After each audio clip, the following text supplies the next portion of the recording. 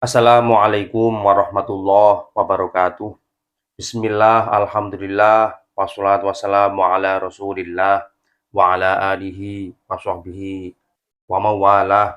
Allahumma sholli ala Muhammad, wa ala ali Sayyidina Muhammad. Saudaraku sekalian, kita akan membahas tentang mukjizat dan sains.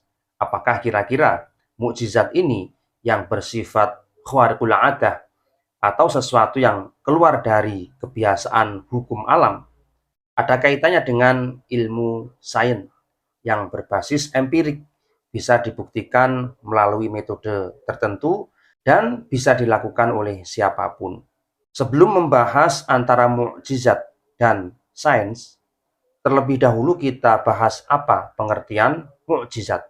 Kata mukjizat diambil dari bahasa Arab, yaitu a'jaza yu'jizu i'jazan.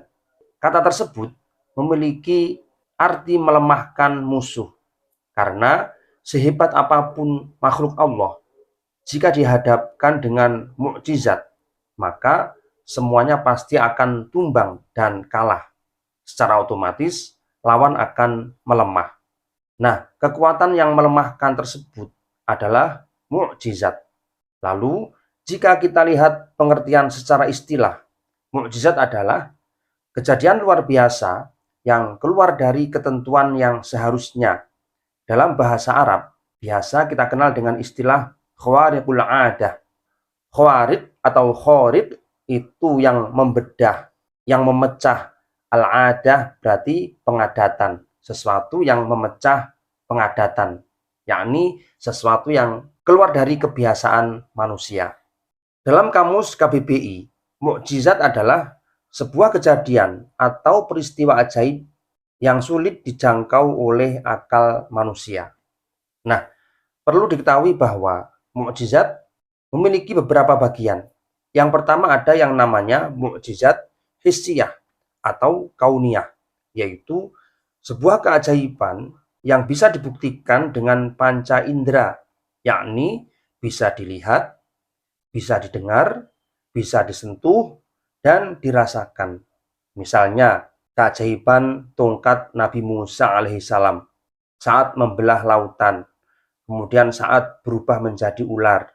Kemudian mukjizat Nabi Isa alaihissalam saat menghidupkan orang mati, menyembuhkan orang sakit, semuanya bisa melihat. Maka disebut dengan kauniyah. Kemudian berikutnya ada mukjizat maknawiyah atau akliyah, yaitu sebuah keajaiban yang hanya bisa dibuktikan melalui akal atau pikiran kita. Dan ini lebih ke arah ilmu pengetahuan yang ada di alam semesta ini.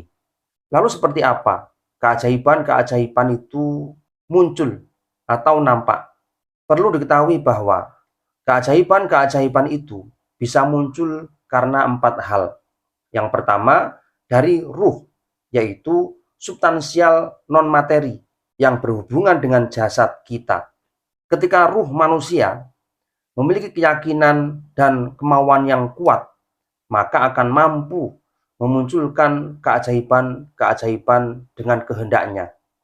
Kemudian yang kedua, ada unsur jin atau setan. Mereka ini adalah makhluk non-materi yang diberikan beberapa kemampuan oleh Allah Subhanahu wa Ta'ala untuk melakukan peristiwa-peristiwa luar biasa atau memunculkan keajaiban-keajaiban di mata manusia. Kemudian yang keempat ada malaikat. Mereka juga makhluk non-material yang diberikan tugas mengatur tatanan alam semesta. Lalu yang keempat, iradah robbaniyah atau kehendak Allah Subhanahu wa Ta'ala yang tidak terbatas dan tidak kondisional. Kekuatan yang lahir dari iradah Allah mengalahkan segala kekuatan yang ada. Lalu dari mana mukjizat itu tiba-tiba muncul? Jadi perlu diketahui teman-teman bahwa keajaiban yang bersumber dari mukjizat dipengaruhi oleh kedekatan para nabi atau rasul dengan Allah Subhanahu wa Ta'ala.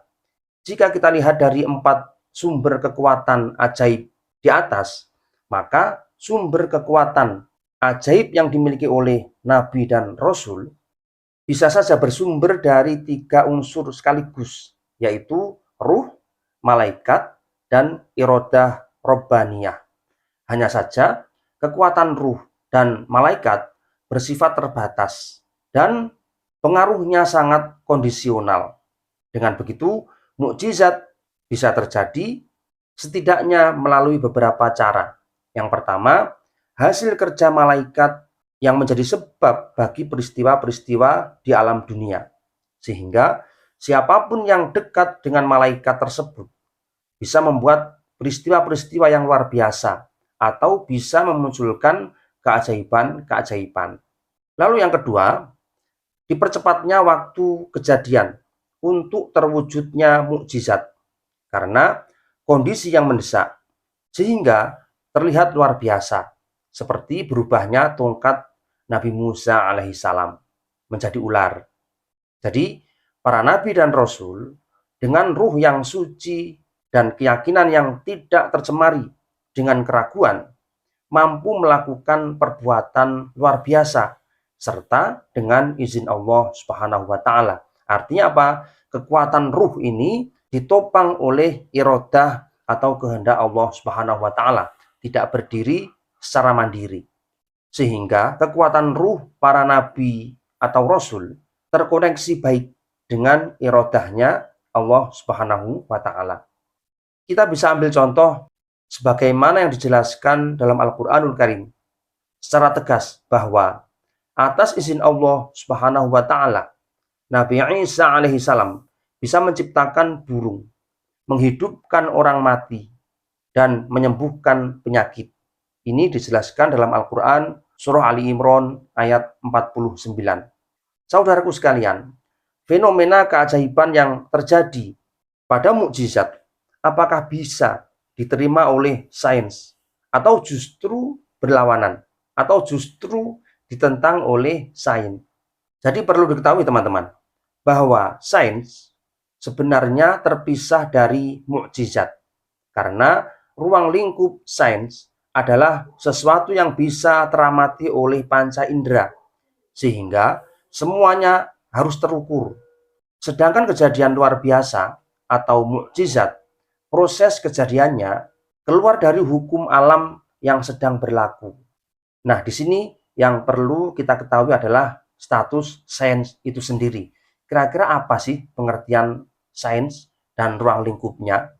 Sehingga ketika ada kejadian-kejadian tertentu, selalu kita benturkan dengan sains. Kira-kira bertentangan dengan hukum alam ataukah tidak?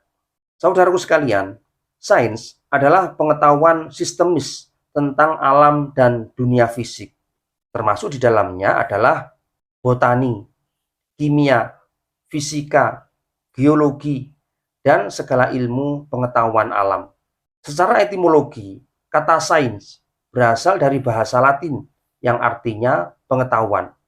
Jadi, sains adalah sebuah sistem yang melibatkan pencarian pengetahuan umum dasar terkait dengan segala hal dan fenomena yang ada di sekitar kita. Sains merupakan ilmu pengetahuan yang mempelajari tentang alam semesta beserta isinya melalui proses ilmiah yang dilakukan secara teliti dan hati-hati. Nah, ini pengertian dan gambaran daripada sains. Sehingga apa? Sains itu adalah sesuatu yang indrawi. Instrumen yang kita gunakan, wasilah yang kita gunakan adalah panca indera kita. Sehingga sesuatu yang tidak bisa kita temukan melalui panca indera kita yang jumlahnya ada 5 ini, maka tidak bisa dimasukkan ke wilayah sains. Nah, langkah kerja dalam ilmu sains diawali dengan pengamatan-pengamatan yang kemudian hasil dari pengamatan tersebut diuji, didiskusikan, lalu disimpulkan. Semua tentu memakan waktu yang panjang dan penuh ketelitian. Lalu, apakah mungkin kejadian luar biasa kemudian kita lacak melalui metode empirik seperti ini? Jawabannya tentu bisa, teman-teman. Di era modern seperti ini, yang dulu mungkin kita anggap sesuatu yang gaib, sesuatu yang ada di luar nalar kita, namun saat ini betul-betul terjadi. Kita bisa melacak sesuatu yang khariqul lil 'adah melalui metode sains, walaupun tidak semuanya. Kita ambil contoh misalkan Ashabul Kahfi dan tongkat Nabi Musa alaihissalam saat membelah lautan. Kejadian aneh yang dialami oleh Ashabul Kahfi yang tertidur selama 300 tahun lebih. Ternyata Allah Subhanahu wa taala sudah menyiapkan skenario alam untuk melindungi mereka supaya tetap hidup dan tetap sehat. Yang pertama, membolak-balikkan badan. Secara medis, tidur dalam posisi yang sama dalam waktu yang lama akan menyebabkan luka dan pembusukan paru-paru. Sehingga membolak-balikkan mereka adalah menjaga fisik dan organ dalam bagi tubuh Ashabul Kahfi. Nah, ini dijelaskan di dalam Al-Qur'anul Karim. Kemudian yang kedua, tubuh Ashabul Kahfi mendapat paparan sinar matahari pada pagi hari dan sore hari, secara seimbang dan memadai. Cahaya matahari berperan untuk menjaga kehidupan mereka, menjaga kesehatan tulang dan kulit, juga melindungi mereka dari kadar basah dan keracunan. Oleh karena itu, Ashabul Kahfi setiap pagi dan sore tetap mendapatkan paparan sinar matahari.